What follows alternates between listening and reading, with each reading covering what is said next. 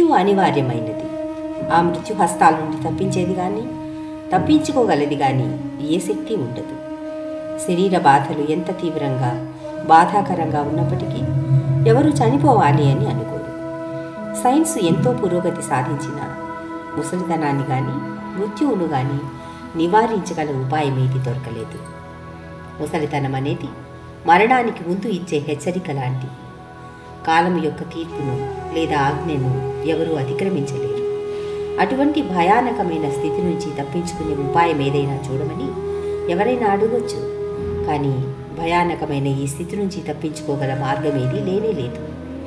భౌతిక జగత్తులో ఎటువంటి నివారణోపాయము లేనందువల్లనే కాలమృత్యువును కాలపురుషుడైన భగవంతుని రూపంగా చెప్తారు. ఈ విషయాన్ని గురించి స్వయంగా కృష్ణుడే భగవద్గీతలో వివరించాడు.